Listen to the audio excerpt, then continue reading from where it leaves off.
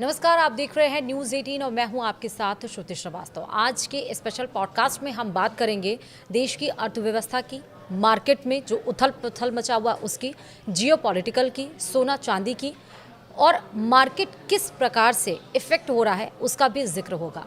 क्योंकि इसमें कोई डाउट नहीं है कि भारत की अर्थव्यवस्था उभरती हुई अर्थव्यवस्था है और अगर हम अपने जीडीपी की बात करें तो 7.5 टू 7.6% हमारी ग्रोथ रेट भी है।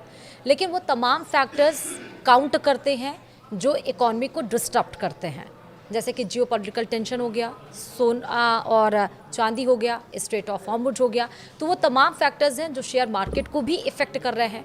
तो आखिरकार मार्केट कब थमेगा, क्यों इतनी ज़्यादा जियोपॉलिटिकल टेंशन बन गई है, ईरान अमेरिका इसराइल का वॉर कब होगा, स्ट्रेट ऑफ हॉर्मुज जो टेंशन ऑफ पॉइंट है, जो सेंटर ऑफ पॉइंट है, जहां से पूरे विश्व का 20% तेल आयात किया जाता है, वो आखिरकार उस पर टेंशन कब खत्म होगा, सोना और चांदी जो इतना फ्लक्चुएट हो रहा है वो कब थमेगा। इन सारे मुद्दों पर हम बात करेंगे। हमारे साथ है मार्केट एक्सपर्ट शरद कोहली जी। बहुत बहुत स्वागत है सर आपका इस स्पेशल पॉडकास्ट में। और सबसे पहला सवाल मेरा यही, और जो सबके जहन में है, कि आखिरकार मार्केट में ये क्या चल रहा है और क्यों इतनी फ्लक्चुएशंस हैं मार्केट में। देखिए, दो मार्केट्स की बात करते हैं। पहले हम स्टॉक मार्केट की बात करते हैं, फिर हम सोने चांदी की मार्केट की बात करते हैं। शेयर मार्केट में फ्लक्चुएशंस इसलिए हैं कि क्रूड ऑयल, जो कि बहुत बड़ा हमारे देश के लिए महत्वपूर्ण एक पैरामीटर है, वो बार बार फ्लक्चुएट हो रहा है, नीचे आता है फिर वापस। इस समय जब हम बात कर रहे हैं अभी भी 87-88 के आसपास वो खड़ा हुआ है। और ये देखते हुए कि करीब 88% हमारे देश की रिक्वायरमेंट क्रूड ऑयल से पूरी होती है, ये महंगाई को हवा दे रहा है। तो आपने देखा कि कल जो CPI के आंकड़े आए 4.45 के आए, इससे पिछले महीने 4.38 था, थोड़ा सा उसमें बढ़ोतरी देखी गई। तो महंगाई सभी चीज़ों में, फूड और फ्यूल यानी खाने पीने की चीज़ें और फ्यूल, ये दो चीज़ें ऐसी हैं जिसमें महंगाई सबसे ज़्यादा प्रभावित कर रही है। पर ज़मीनी तौर पे लोग ये कह रहे हैं कि महंगाई जब सभी चीज़ों पे, ग्रोसरीज पे, कुछ भी वो ख़रीदने जा रहे हैं वो पहले से ज़्यादा महंगा मिल रहा है। तो मुख्यतः इसका रीज़न जो है वो क्रूड ऑयल है। तो उसी ने मार्केट को भी प्रभावित किया हुआ है। जब जब क्रूड ऑयल बढ़ता है तो मार्केट प्रेशर में आती है, इन्फ्लेशन बढ़ने से मार्केट प्रेशर में आती है। तो मार्केट्स जो हैं बहुत वॉलेटाइल, और ऊपर जाने के लिए मार्केट बेकरार है, पर क्योंकि अंतर्राष्ट्रीय परिस्थितियां इस प्रकार की बनी हुई हैं कि वो मार्केट को ऊपर नहीं जाने दे रही। अब हम अगर सोने चांदी की बात करें, सोने चांदी की मार्केट की बात करें, तो सोने चांदी ने कुछ पिछले 10-12 दिन से कुछ सुधार दिखाया है। लगभग 10% का उसमें उछाल आया है। हालांकि आज थोड़ा सा फिर दबाव में है, थोड़ा सा प्रॉफिट बुकिंग आई है। इस समय जब हम बात करें तो लगभग $4,380 प्रति आउंस के हिसाब से, भारतीय रुपए में बात करूं मैं, तो लगभग 1,53,54,000 के आसपास है प्रति 10 ग्राम। तो ये जो सुधार हुआ है, इसका कारण था कि अब जो सोने चांदी के ट्रेडर्स हैं श्रुति, जो अमेरिका में जहाँ से इसकी प्राइस चलती है, वहाँ से अब उन्होंने जियोपॉलिटिकल रिस्क को, वैश्विक अर्थव्यवस्था में अनिश्चितता को, वैश्विक अर्थव्यवस्था की अस्थिरता को, इन चीज़ों पे ध्यान देना शुरू किया है। अभी तक क्या हो रहा था कि ये लोग ध्यान दे रहे थे खाली जो अमेरिका में डॉलर इंडेक्स होती है, डॉलर की प्राइस होती है, और जो बॉन्ड यील्ड्स होती है। थोड़ा सा अब हट के इनको लग रहा है कि सोना चांदी आगे काम आने वाली चीज़ है, और इसको एक सेफ हेवन इन्वेस्टमेंट मान के चल रहे हैं, इसको एक हेज की तरह मान के चल रहे हैं। तो मुझे अब यहाँ से सोना चांदी का बहुत ज़्यादा दबाव आता फ़िलहाल नहीं दिखाई दे रहा है। मुझे लग रहा है यहाँ से लेकर दिसंबर तक, और अमेरिका में इलेक्शंस भी हैं दिसंबर में, तो राष्ट्रपति ट्रंप कोशिश करेंगे कि महंगाई ज़्यादा ना रहे।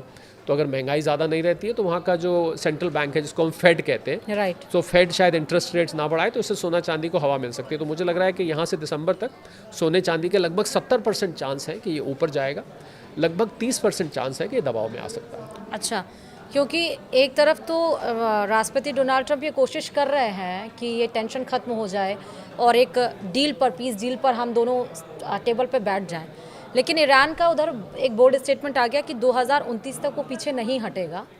तो जी हाँ, आज ये स्टेटमेंट आया और लोग बहुत हैरान है स्टेटमेंट को सुनकर।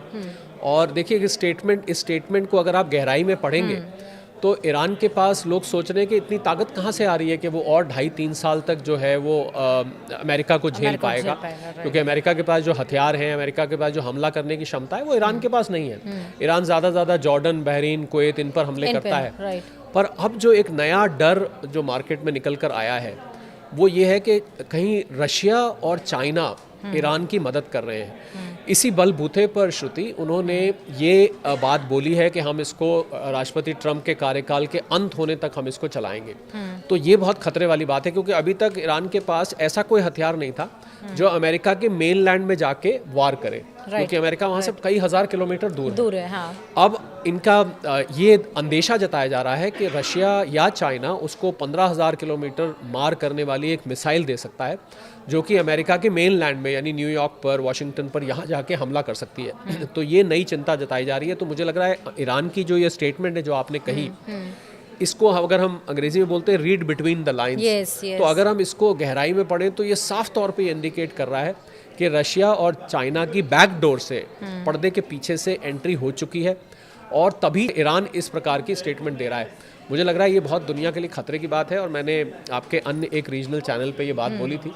मुझे यहाँ से 2030 तक विश्व युद्ध 3 की, वर्ल्ड वॉर 3 की आहट सुनाई दे रही है। अच्छा, मैंने ये क्वेश्चन इसलिए पूछा आपसे शरद जी कि अगर ईरान ये कह रहा है कि जब तक डोनाल्ड ट्रंप रहेंगे गद्दी पर तब तक ये लड़ाई खत्म नहीं होगी, 2029 तक हम रहेंगे, और हमें ये चाहिए कि स्ट्रेट ऑफ हॉर्मुज़ पर जो भी टेंशन है ख़त्म हो, क्रूड ऑयल के दाम जो हैं वो थमे। तो अगर 2029 तक ये एग्जिस्ट रहा, ये ऐसे ही खिंचता रहा, तो फिर क्या होगा? मार्केट पे इस पे क्या? देखिए, अभी तो एक स्टेटमेंट है श्रुति, अभी हम ये नहीं कह सकते कि ईरान सच में ऐसा कर पाएगा कि नहीं कर पाएगा, पर अगर हम इसको सच मान के चले जैसा आप कह रही हैं, तो ये बहुत ही दुनिया भर के लिए मैं समझता हूँ एक मंदी में जाने का रेसिपी हो जाएगी। पहले ही पता है आपको कि जो दुनिया का डेवलप्ड पार्ट है, जो अपने आप को विकसित कहता है, ज़्यादातर यूरोप है, अमेरिका है, ये पहले ही रिसेशन में है। अमेरिका इसको स्वीकार करे ना करे, यूरोप के कुछ देश स्वीकार करे ना करे, ये लोग ऑलरेडी रिसेशन में हैं। तो मुझे लग रहा है अगर ये 2029 तक की समस्या, अभी लगाइए 5-5.5 महीने में ही दुनिया की हालत प्रस्त हो गई है बुरी तरह से। आप लगाइए कि महंगाई सारी दुनिया में फैल गई है, ग्लोबल सप्लाई चेन डिसरप्ट हो गई है, सामान की आवाजाही रुक गई है, और अगर कहीं ये 2.5-3 साल हो गया तो दुनिया, दिस इज़, हमें अंग्रेजी में इसको बोलते हैं, this is a recipe for disaster. बहुत बड़ा मार्केट में उथल पुथल हो जाएगा और मार्केट्स यहाँ से क्रैश कर सकती हैं, मार्केट यहाँ से नीचे जा सकती हैं और लोगों के निवेश किए हुए पैसे यहाँ से डूब सकते हैं। तो मैं न्यूज़ 18 राजस्थान और अन्य जगह जहाँ भी ये हमको सुन रहे हैं, मैं उनको ये सलाह ये देना चाहूँगा कि अगर आपने निवेश ऐसे में, क्योंकि लोगों को तो श्रुति यही मतलब होता है कि भाई ठीक है, लड़ाई चल रही है, हमारी अर्थव्यवस्था पे, हमारे निवेश पर, हमारी अर्थव्यवस्था पे क्या फ़र्क पड़ेगा। तो मैं उनको ये सलाह देना चाहूँगा कि आपने अगर एक ही एसेट क्लास में अपना सारा पैसा निवेश किया हुआ है, क्योंकि मार्केट की जब बात आती है तो निवेश की बात आती है, तो आप उसको फैला दें। आप उसको एक ही, अगर मान लीजिए किसी ने खाली बैंक में रखा है, अभी कुछ देर पहले मेरे पास एक शख्स का फ़ोन आया, उन्होंने कहा कि मैंने एक ABC बैंक में मैंने सारे अपने FD रखे हुए, मैंने सुना है कि ईरान के नीचे केबल काट दी जाएंगे इंटरनेट की, तो अगर इंटरनेट कट जाता है तो फिर तो हमें और आपको जिस ज़रिए से लोग देख रहे हैं उनको भी परेशानी आएगी। तो क्या ऐसे में बैंक के सर्वर नहीं काम करेंगे तो हम अपने बैंक से पैसा निकालेंगे, क्योंकि आज तो सब कुछ ऑनलाइन होता है। तो मुझे लग रहा है कि कुछ पैसा बैंक में, कुछ आपको सोने चांदी में, कुछ stock market, mutual funds, property, इसमें आपको फैला के निवेश इस समय करना चाहिए। एक ही जगह पैसा नहीं रखिए। आपने मार्केट का हाल पूछा तो मैंने मार्केट का हाल बताने के साथ लोगों के काम की बात भी बता दी। नहीं, दैट इज़ वेरी इंपॉर्टेंट। अच्छा, एक सवाल और मेरा कि FIIs अगर आ रहे हैं फिर भी मार्केट क्यों कमज़ोर हो रहा है? FII श्रुति अभी मार्च, अप्रैल, मई, जून में तो उन्होंने बहुत ज़बरदस्त बिकवाली करी है। हाँ। फरवरी में उन्होंने कुछ खरीदा था, फिर उन्होंने जुलाई में करीब 20,000 करोड़ के आसपास का यहाँ पर शेयर्स खरीदे हैं। राइट। अगस्त में ठीक ठाक रहा है, अभी तक 12-15 हज़ार करोड़ के आसपास की परचेज है। तो अभी FIIs पूरे जोर शोर से नहीं आए हैं। ठीक है। पर एक अच्छी बात ये हुई है कि जो ये लगातार बिकवाली 4 महीने में हुई, उसमें थोड़ा सा बदलाव, एक ठहराव आया है, और ठहराव आके थोड़ा थोड़ा हमें पॉजिटिव दिखाई दिया है। अगर ये और बढ़ता है तो, पर देखिए FIIs भी जब आते हैं जब वैश्विक परिस्थिति थोड़ी सी स्थिर हो जाए।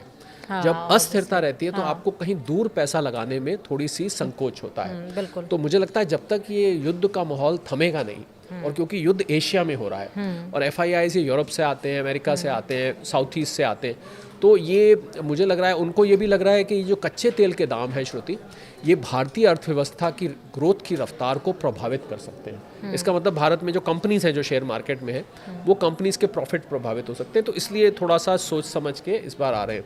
पर जैसा मैंने कहा, एक राहत की खबर यह है कि लगातार बिकवाली बंद हुई है और थोड़ा थोड़ा पॉजिटिव हमें दिखने को शुरू हुआ है। इसको हम ऑफशूट्स कहते हैं। अच्छा, जो हम कहते हैं साइकिल की जिसकी हम बात करते हैं, क्या रिसेशन पीरियड में चल रहे हैं?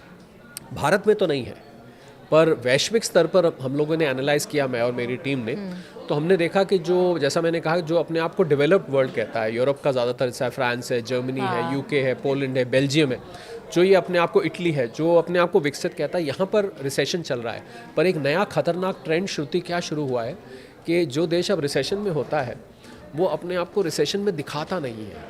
वो मार्जिनल से जीडीपी दिखा देगा 0.7%, 0.5%, क्योंकि जैसे ही आप रिसेशन में आप 2 क्वार्टर नेगेटिव जाते हैं तो आपके ऊपर स्टैंप लग जाती है कि आप अब रिसेशन में हैं। तो इन्होंने अब ये नया ट्रेंड शुरू हुआ है और ये बहुत खतरनाक मैं मानता हूँ, क्योंकि इससे निवेशक भ्रमित हो जाते हैं। यू नो, इट मिसलीड्स पीपल कि ये कंट्री तो रिसेशन में नहीं, पर तो असल में जब आप इनके पैरामीटर्स देखेंगे तो रिसेशन में है। तो वहाँ तो रिसेशन ऑलरेडी आया हुआ है, पर ये युद्ध अगर लंबा चलता रहा इसी प्रकार तो फिर ये रिसेशन एक वायरस की तरह है। ये पूरे देश, पूरी दुनिया में फैल जाएगा।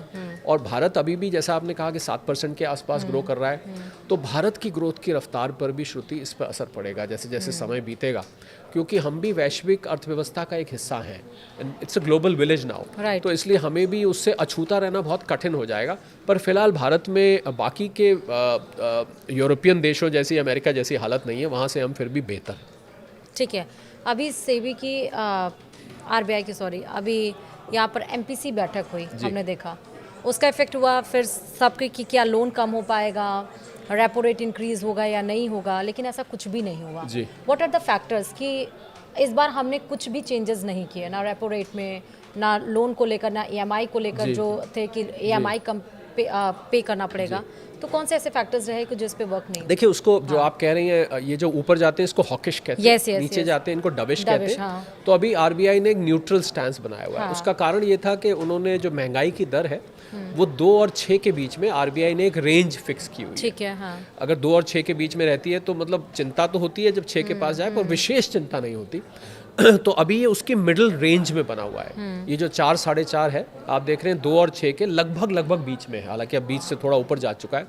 तो इसको हम एक न्यूट्रल स्टैंस कहते हैं। न्यूट्रल स्टैंस मतलब यहाँ से आरबीआई ने नज़र बनाई हुई है, अगर यहाँ से महंगाई 6 की तरफ जाती है तो आपको रेट बढ़ते हुए दिख सकते हैं, अगर नीचे आती है तो आपको रेट कभी आगे घटते हुए दिख सकते हैं। तो आरबीआई के कारण इसके मुख्यतः महंगाई की दर होती है। अगर महंगाई की दर अभी टॉलरेबल लिमिट के अंदर है, इसलिए क्योंकि जैसे ही आप, श्रुति इसके पीछे जो इकोनॉमिक्स है वो ये है कि जैसे ही आप इंटरेस्ट रेट्स बढ़ाते हैं तो उससे जीडीपी की रफ्तार घट जाती है। राइट, बिकॉज पैसा महंगा हो जाता है, तो जो इंडस्ट्री में नया निवेश आना होता है वो महंगा, ईएमआईज बढ़ जाती हैं, डिमांड गिरती है। मान लीजिए आपने कार लेनी है, मकान लेना है, तो अगर आपकी ईएमआई ज़्यादा होगी तो आप सोच समझ के लेंगे, तो इससे जीडीपी की रफ्तार कम होती है, उससे नौकरियां कम होती हैं।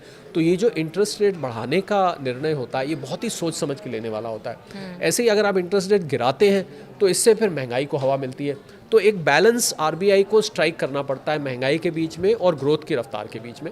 इसको देखते हुए उन्होंने एक न्यूट्रल स्टैंस, इसको कहते हैं, जो रखा है। अच्छा, जब हम मार्केट में निकलते हैं तो यही सवाल है कि आज हमारे पॉकेट में कितना पैसा बचा है, या जितना पैसा था वो कम क्यों होता जा रहा, पर कैपिटा इनकम। अब हम ये कह रहे हैं कि ठीक है, भारत में उसका इफेक्ट नहीं है, लेकिन ग्लोबली अगर हम देखें तो वो इफेक्टिव है। रिसेशन में चल रहे हैं जो डेवलप्ड कंट्रीज हैं, वॉर का इफेक्ट हम देख रहे हैं।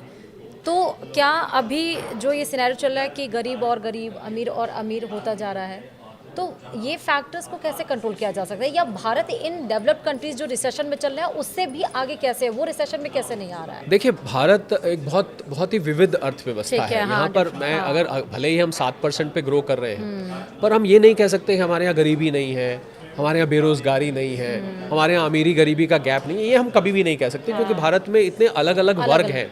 तो जो विकसित देश होते हैं उसमें श्रुति फर्क ये होता है कि वहाँ पर जनरली ज़्यादातर पॉपुलेशन एक ही ट्रेंड से चलती है। पर यहाँ पर क्या है, कुछ बहुत गरीब है, कुछ कम गरीब है, कुछ लोअर मिडिल क्लास है, फिर मिडिल क्लास है, फिर अपर। तो भारत में ना ये वर्ग बहुत सारे हैं, इसलिए भारत में जो ग्रोथ की जो रफ्तार का असर होता है वो, उसको हम इकोनॉमिक्स में ट्रिकल डाउन इफेक्ट कहते हैं। मतलब बहुत धीरे धीरे करके वो नीचे तेज रफ्तार से बहुत साल तक बढ़ते रहिए, तब उस पर असर दिखाई देता है। जबकि जो विकसित देश है वहाँ पर थोड़ा सा भी अगर असर होता है तो पूरी की पूरी पॉपुलेशन एकदम से प्रभावित हो जाती है। तो मुझे लग रहा है अगर भारत को, अगर हम विकसित भारत की बात करें, जो आपने कही, अगर मैं उसका निचोड़ निकालूं, अगर 2047 में विकसित भारत भरना है तो मेरी कैलकुलेशन के हिसाब से भारत को 8 और 9% के बीच में लगातार यहाँ से लेके 2046-47 तक बढ़ना पड़ेगा, तब हम विकसित में पहुँच सकते हैं। बाकी ये सवाल तो आपने जो कहा हमेशा उठाया जाता है कि भारत की पर कैपिटा इनकम इस समय $2760 है। और अगर हम अपने पड़ोसी देशों को भी लें, श्रीलंका वगैरह को लें, वहाँ किसी में $4400 के आसपास भी है। तो भारत की आबादी भी एक किस्म से रुकावट है हमारी ग्रोथ में पर कैपिटा में, क्योंकि पर कैपिटा क्या होता है, टोटल जीडीपी को आप डिवाइड कर देते हैं पॉपुलेशन से तो पर कैपिटा निकल आती है। तो अगर आबादी हमारी 140-45 करोड़ की होगी तो हमारी पर कैपिटा घट जाती है। तो उससे क्या होता है श्रुति, जो ग्रोथ की रफ्तार होती है उसका बेनिफिट लोगों तक पहुंचने में वर्षों लग जाते हैं। ठीक है। तो जैसा मैंने कहा, कुछ लोग अमीर, आपने बिल्कुल कहा, कुछ अमीरों को ज़्यादा फायदा हो जाता है। जो बिल्कुल पंक्ति में आखिरी व्यक्ति खड़ा है उसको बहुत थोड़ा फ़ायदा होता है। तो भारत की अर्थव्यवस्था में ये कॉम्प्लेक्सिटी अभी है और मुझे लगता है अभी कुछ टाइम तक बनी रहेगी। ठीक है। अच्छा, अब क्योंकि ये तो सबको पता है कि जिस कंट्री के पास ज़्यादा गोल्ड है उसकी इकॉनमी उतनी ज़्यादा मजबूत, जी, या अब बोला जाता है अब तो गोल्ड खरीद के रखना भी, कलेक्ट करना भी शुरू कर दिया। अब जब हम गोल्ड सिल्वर की बात कर रहे हैं तो अपने हाईएस्ट पीक पर कितना पहुंच सकता है? देखिए, गोल्ड अभी जिस कंट्री के पास जितना है, अभी वो समय नहीं आया है कि उसकी स्ट्रेंथ उससे जांची जाए, नापी जाए। इसको 1971 से पहले गोल्ड स्टैंडर्ड होता था। यस। तब ये होता था कि कंट्री की करेंसी की स्ट्रेंथ उसके पास गोल्ड। पर ऐसा लग रहा है, खासकर चाइना इस बात की तरफ इशारा कर रहा है कि आने वाले समय में गोल्ड स्टैंडर्ड वापस आ सकता है। ठीक है। यानी कि डॉलर की जो बादशाहत है वो समाप्त हो सकती है। तो जितना गोल्ड जिसके पास होगा उतना ही, क्योंकि जब डॉलर की कंट्रोल खत्म हो जाएगी श्रुति, तो फिर अगली कोई इंटरनेशनल मेजर ऑफ वैल्यू बचती नहीं है जिसके आधार पर आप किसी चीज़ की वैल्यू माप सकें। तो मुझे लग रहा है कि गोल्ड जिस प्रकार से सेंट्रल बैंक्स खरीद रहे हैं, आपने जो कहा, वो उसकी खरीद ये बताती है कि उनको भी लग रहा है कि डॉलर आगे इतना नहीं चल पाएगा। तो ये सेंट्रल बैंक्स का गोल्ड खरीदना और डॉलर एसेट्स को बेचना, मुझे लग रहा है गोल्ड के लिए आगे, मैं उनमें से हूँ जो कि एक प्राइस नहीं डालता हूँ। आप सोशल मीडिया पे देखेंगे gold 4 lakh, gold 3 lakh, gold 2.5 lakh, gold, एक ने तो गोल्ड 15 लाख भी लिखा हुआ था। मैं उनमें से नहीं हूँ, परंतु इस एक बात को मैं यकीनी तौर पे कह सकता हूँ कि 2 से 5 साल में श्रुति गोल्ड बहुत अच्छे रिटर्न देने वाला है। गोल्ड और सिल्वर दोनों बहुत ज़्यादा चमकने वाले हैं, क्योंकि जैसे जैसे हम डी डॉलराइजेशन की तरफ बढ़ेंगे, जैसे जैसे दुनिया रिसेशन में जाएगी, जिसकी अभी हमने बात करी, तो गोल्ड और सिल्वर लोग और ज़्यादा इकट्ठा करेंगे। और ये चाइना में देखने को मिल रहा है, भारत में देखने को मिल रहा है, बहुत सारे अन्य देशों में देखने को मिल रहा है। तो भविष्य बहुत उज्जवल है। मैं कोई नंबर नहीं रखना चाहूँगा, मैं ऐसा कह सकता हूँ कि आज अभी $4,400 के आसपास है, तो पहला लेवल $5,000 होगा। उसके बाद अगर ये $5,000 पार करता है तो फिर मुझे लगता है बहुत तेज़ी से भागने लगेगा। ठीक है। अब हम इन्वेस्टमेंट की बात करते हैं, तो इन्वेस्टमेंट करें किधर पैसे को हम कंट्रीब्यूट करें और कैसे कंट्रीब्यूट करें? देखिए, अगर जैसी अभी परिस्थिति है दुनिया की, जो ये सारा वैश्विक मंदी, लड़ाई, युद्ध, ऐसे में there is a saying in investment, don't put all eggs in the same basket. That you already said. आपको सारे पैसे एक ही जगह नहीं लगाने हैं। तो ऐसे में 5-6 एसेट क्लासेस में आपको लगाना चाहिए। कुछ बैंक एफडी हो गया, कुछ गोल्ड सिल्वर हो गया, जैसे मैंने बताया, कुछ स्टॉक मार्केट हो गया, म्यूचुअल फंड्स हो गया, कुछ प्रॉपर्टी हो गया, कुछ गवर्नमेंट बॉन्ड्स हैं उसमें भी लगा सकते हैं, स्टेट गवर्नमेंट के भी बॉन्ड्स होते हैं, पोस्ट ऑफिस की स्कीम्स हैं। तो ये 6-7 एवेन्यूज़ हैं जहाँ पर आप फैला के लगाइए। इससे होगा क्या श्रुति, हो सकता है आपको थोड़ा सा कम रिटर्न आए, पर कम से कम आपके आसपास एक सेफ्टी नेट होगा कि कोई एक पिलर लड़खड़ा भी जाता है तो आपके पास कम से कम बाकी के पिलर्स आपको संभाल लेंगे। तो ये मेरी सलाह है कि जो भी लोग करें, हालांकि निवेश की सलाह लोगों को अपने इन्वेस्टमेंट एडवाइज़र से लेनी चाहिए, फाइनेंशियल एडवाइजर से लेनी चाहिए। हम एक एनालिसिस कर रहे हैं कि ऐसे वक्त में फैला के पैसा लगाना ही उचित रहता है। ठीक है। अभी अब जब जितना जियोपॉलिटिकल टेंशन इतना बना हुआ है, क्रूड ऑयल के दाम इतने हाई पर जा रहे, मतलब 82-85 के आसपास, तो उस बीच में मार्केट को स्टेबल करने के लिए वो 3 फैक्टर्स जो कि बहुत ज़्यादा अटमोस्ट इम्पॉर्टेंट, एक तो आप अपनी मार्केट को, यानी कि मेरे निवेश को करने के लिए, तो सबसे पहले आप इसको स्प्रेड करके लगाएं। दूसरा, हर 3 महीने बाद अपनी इन्वेस्टमेंट को रिव्यू करते रहें। लोग क्या करते हैं, इन्वेस्ट करके और फिर बेखबर हो जाते हैं, उसको 1-2 साल बाद खबर लेते हैं, अपने काम में इतने व्यस्त हो जाते हैं। तो पहला, आप फैला के लगाइए। दूसरा, इसको हर 3 महीने बाद रिव्यू करते रहिए। और तीसरा, जियोपॉलिटिकल फैक्टर्स पे नज़र रखिए, क्योंकि कोई भी मार्केट, कोई भी निवेश श्रुति जियोपॉलिटिक्स के पीछे पीछे चलता है। तो हो सकता है जियोपॉलिटिक्स की वजह से कोई एक आपका निवेश का एसेट क्लास एकदम से डगमगाने लगे। तो जियोपॉलिटिक्स पे ज़रूर नज़र बना के रखिए। ये मत सोचिए कि जियोपॉलिटिक्स तो मेरा सब्जेक्ट नहीं है। मैं एक अर्थशास्त्री हूँ और फाइनेंस एक्सपर्ट हूँ। मुझसे लोग कहते हैं कि आप जियोपॉलिटिक्स पे बोलते हैं, आपका तो फाइनेंस और इकोनॉमिक्स एरिया है। तो मैं उसका जवाब ये देता हूँ कि हम फाइनेंस और इकोनॉमिक्स को बिना जियोपॉलिटिक्स के समझ ही नहीं सकते। अगर मुझे पता ही नहीं होगा श्रुति कि युद्ध में क्या हो रहा है, कौन सा देश अटैक करने को है, तो मैं बिल्कुल गलत हो सकता हूँ अपनी फाइनेंशियल और इकोनॉमिक एनालिसिस। तो जो मार्केट एक्सपर्ट हमारे साथ जुड़े हुए थे शरद कोहली जी, उन्होंने विस्तार से यानी कि पूरा डिस्क्राइब करके बताया कि आपको इन्वेस्टमेंट कैसे करना है, उसका रिव्यू कैसे करना है and what are the factors जो कि इकॉनमी को डिस्टर्ब करने की कोशिश कर रहे हैं। हालांकि उसके बाद भी अच्छी बात यह है कि भारत की जो इकॉनमी है वो स्टेबल है, लेकिन आने वाले दिनों में because future is uncertain and we can not predict the future, तो भविष्य को हम प्रेडिक्ट नहीं कर सकते, कुछ भी हो सकता है। तो फिलहाल यही है कि सुरक्षा आपके हाथ में है और देख समझ कर जो भी करिए, इन्वेस्ट देख समझ कर और अपने एडवाइजर्स के एडवाइस लेकर करिए। Thank you so much sir हमारे साथ जुड़ने के लिए और विस्तार से इतना बात करने के लिए, और मुद्दों के लिए बने रहिए हमारे साथ। नमस्कार।